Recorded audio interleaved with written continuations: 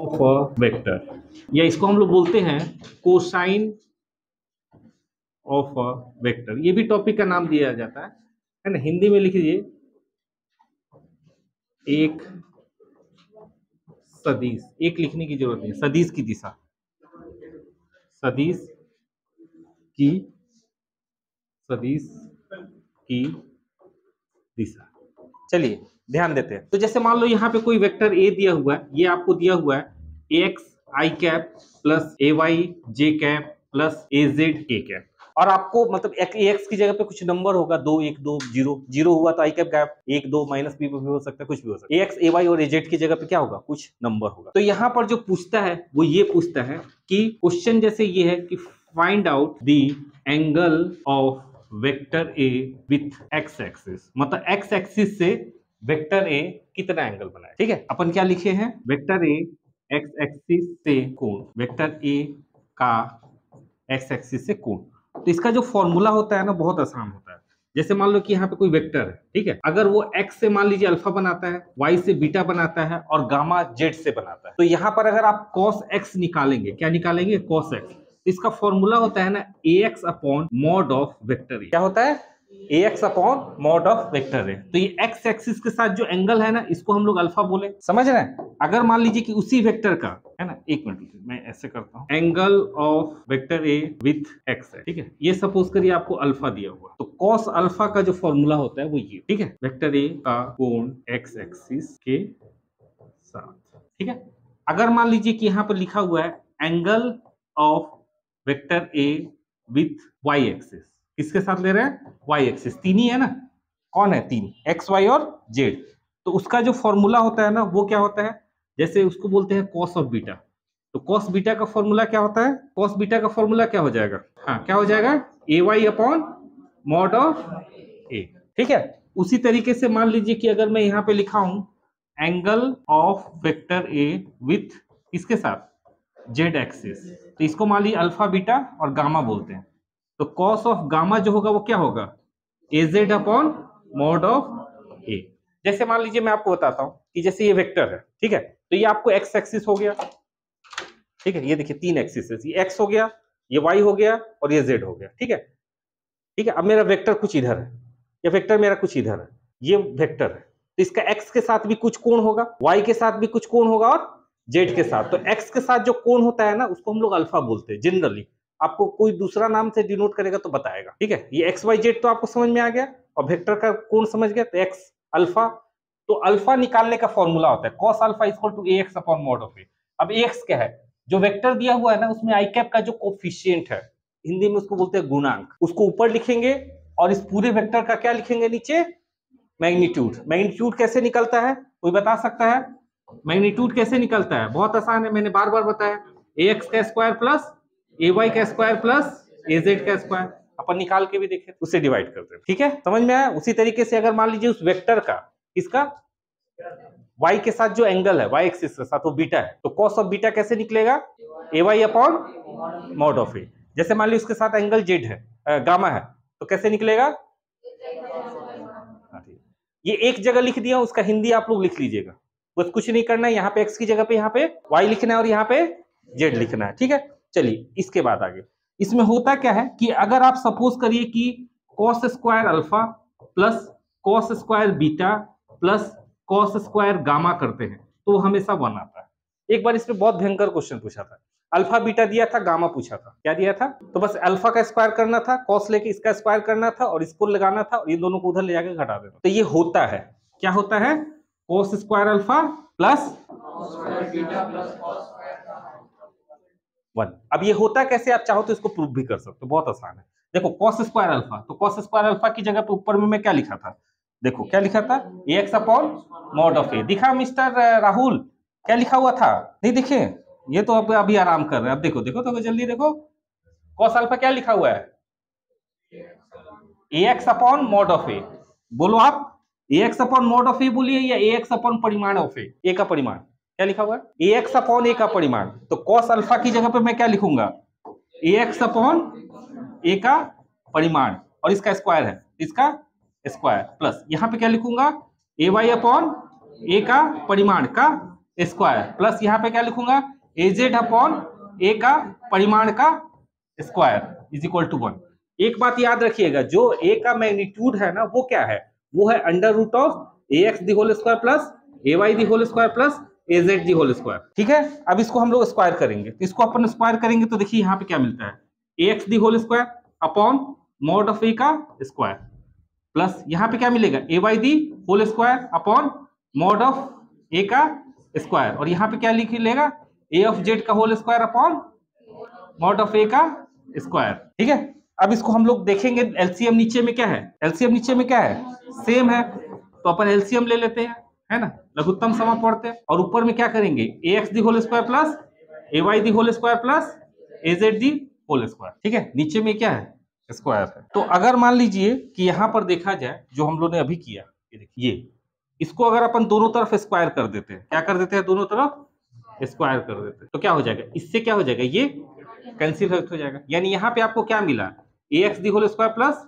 AY the whole square plus AZ the whole square is equal to क्या मिला, mod of A का square.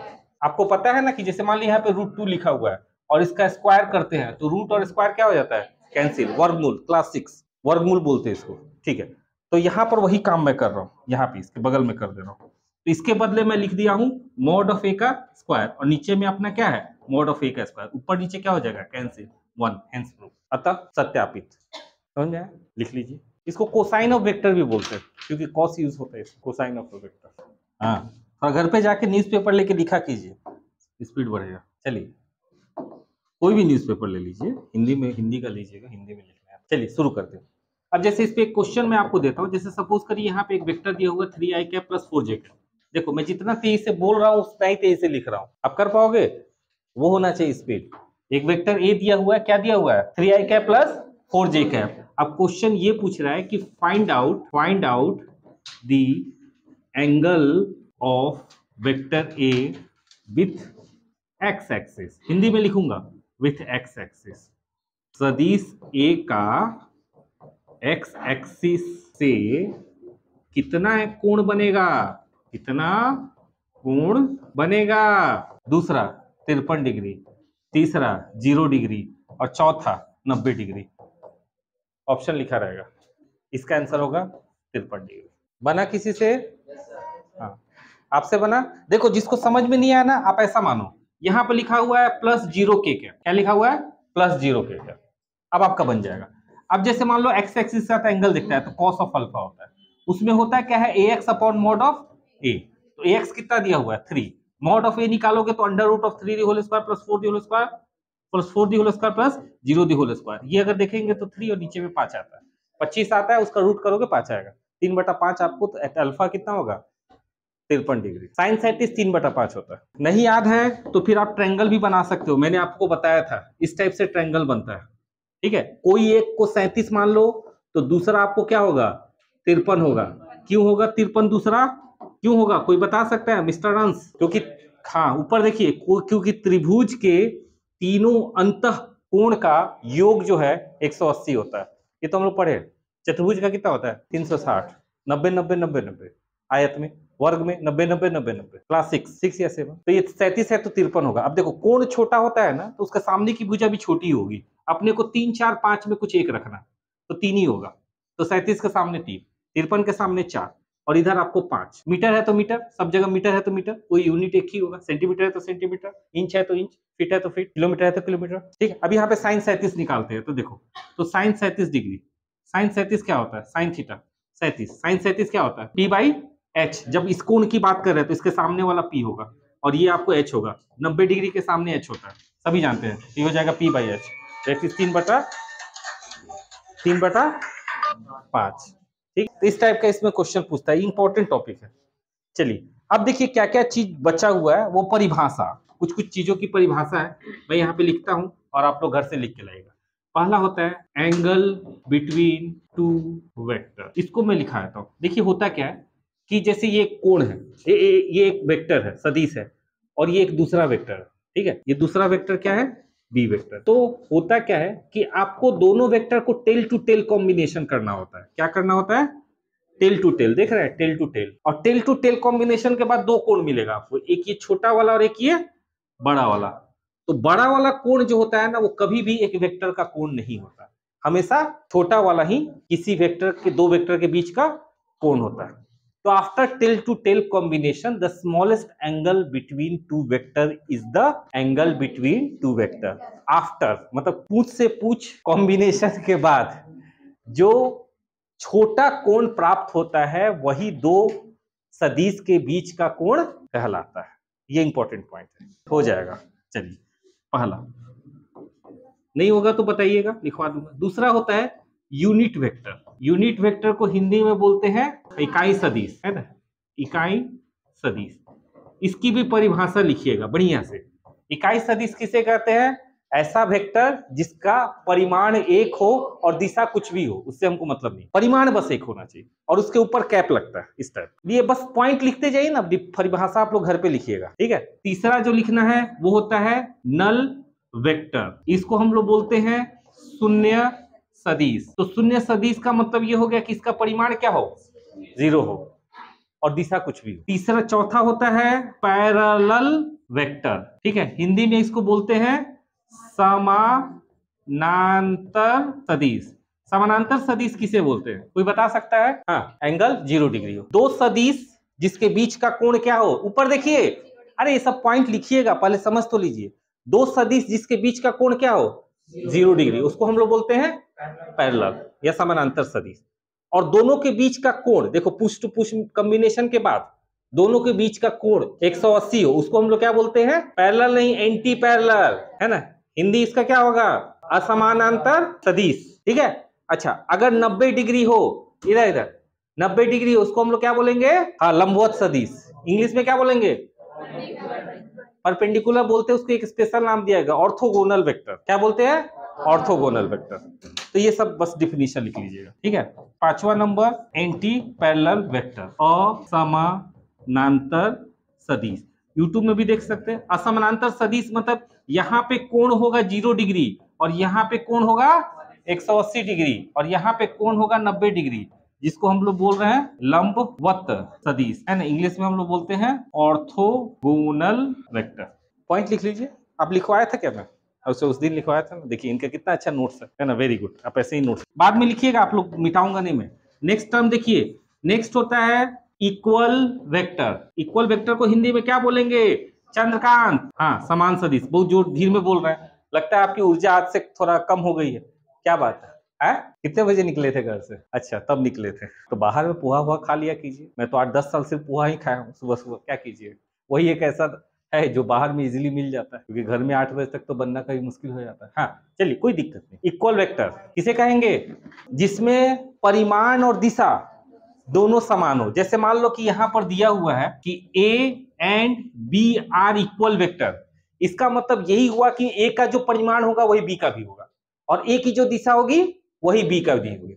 जैसे मान लीजिए 2 = 2, तो 2 तो बराबर हो गया, क्योंकि उसका परिमाण सेम है, उसमें दिशा होता नहीं। तो जब वेक्टर में दो चीज होता है, परिमाण और दिशा, तो परिमाण सिर्फ बराबर करने से वो वेक्टर बराबर नहीं होगा। जैसे मान लो 2 मीटर पर सेकंड में चल रहा हूं लेफ्ट में और कोई चल रहा है 2 मीटर पर सेकंड राइट में, तो दोनों समान वेलोसिटी है नहीं, दोनों समान वेक्टर है नहीं। मैग्नीट्यूड भी सेम होना चाहिए और डायरेक्शन भी सेम होना चाहिए। और एक और टर्म बच गया, क्या लिखा हुआ? Negative vector. निगेटिव वेक्टर किसे कहते हैं? हाँ, नकारात्मक सदिश। 8 नंबर निगेटिव वेक्टर, नकारात्मक सदिश। मतलब ऐसा दो वेक्टर जिसका दिशा विपरीत हो। एंटी पैरेलल को ही निगेटिव वेक्टर भी बोलते हैं। परिमाण समान हो या नहीं भी हो उससे कोई मतलब नहीं, दिशा अपोजिट होना चाहिए, ठीक है। तो ये टर्म्स आप लोग लिख लीजिए, इसके आगे फिर मैं बताऊंगा। 10 मिनट का काम और बचा, लिख लिए। अब देखिए आगे। अब देखिए यहाँ पर कुछ इंपॉर्टेंट पॉइंट बता रहा हूं। जैसे मान लीजिए यहाँ पे ए वेक्टर लिखा हुआ है 2i cap plus 3j cap plus 4k cap, ठीक है। मैंने क्या किया, ए वेक्टर को 10 से मल्टीप्लाई कर दिया। क्या कर दिया? ए वेक्टर को 10 से मल्टीप्लाई कर दिया। तो होगा क्या कि इसका जो वेक्टर है ना, तो वेक्टर में दो चीज होता है। एक होता है, जैसे ए वेक्टर है ना, तो इसमें दो चीज होता है। एक होता है इसका मैग्नीट्यूड और दूसरा होता है इसका डायरेक्शन। तो इसका अब जैसे ये 10 ए कर दिया ना, मतलब वेक्टर को 10 से मल्टीप्लाई कर दिया। अब होगा क्या कि इसका मैग्नीट्यूड जो है ना वो क्या हो जाएगा, वो भी आपको 10 से मल्टीप्लाई हो जाएगा। क्या हो जाएगा? 10 से मल्टीप्लाई हो जाएगा। तो वही बात लिखा जाता है कि कुछ मैं यहाँ पे पॉइंट लिख देता हूं कि if a vector if a vector is multiplied by some positive scalar,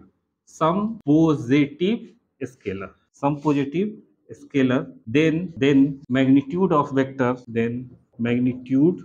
vector is multiplied by that number. समझ गए क्या लिखा मैं?